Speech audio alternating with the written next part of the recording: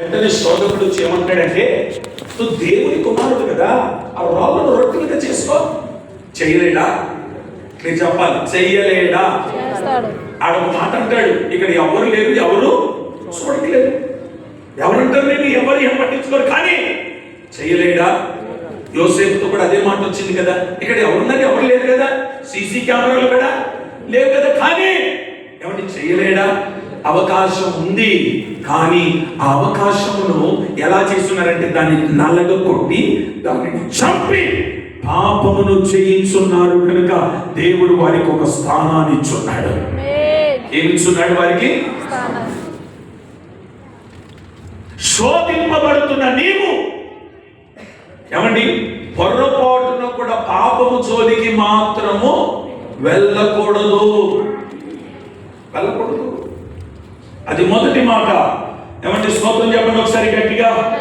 హల్లెలూయా, హల్లెలూయా. మా తండ్రి గారు ఒక సాక్ష్యం చెప్పేవాడు. పాత వాళ్ళు ఉన్నారు, వీళ్ళకి కూడా తెలుసు. ఒక గొప్ప దైవజనుడు అండి, ఒక సంస్థలో ఒక దైవజనుడు.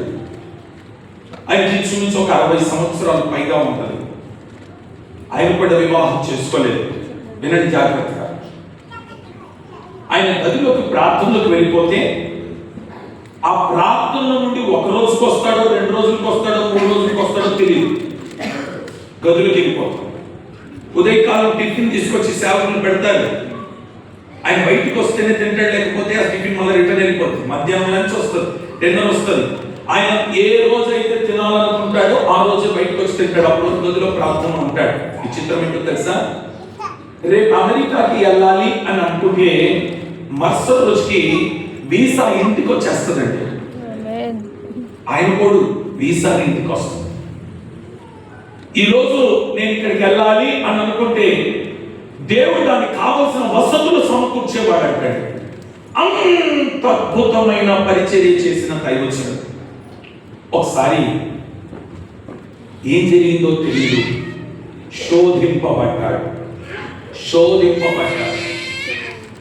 ఎప్పుడైతే శోధింపబడ్డాడో ఇప్పుడు ఉపదేశం మార్చేసి, వాక్యాన్ని మార్చేసి ఏమో చెప్పడం ప్రారంభించాడంటే, ఏదెను తోటలో ఉన్న అనుభవంలోనికి దేవుడు రమ్మన్నాడు కనుక ఇప్పుడు ఏదెను తోటలో ఉన్న అనుభవంలోకి నేను వెళ్ళిపోతున్నాను, మీరు కూడా అలాగనే ఉండాలని అక్కడ ఉన్న క్యాంపస్లో ఉన్న సేవకులను హింసించడం ప్రారంభించింది.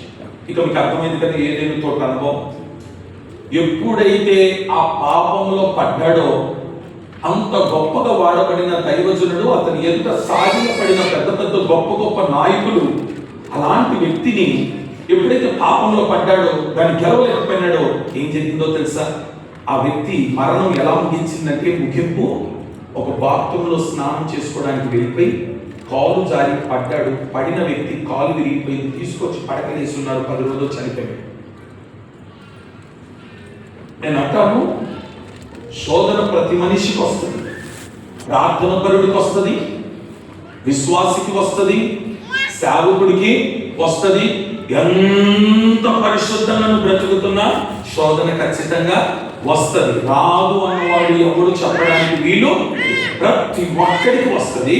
కానీ ఆ శోధన జయించాలంటే నీవు మోకరించి ఉపవాసం ఉండి నీ శరీరాన్ని నలగొట్టుకోగలిగితే ఆ శోధన జయించుటకు దేవుడు నీకు సహాయం చేస్తాడు.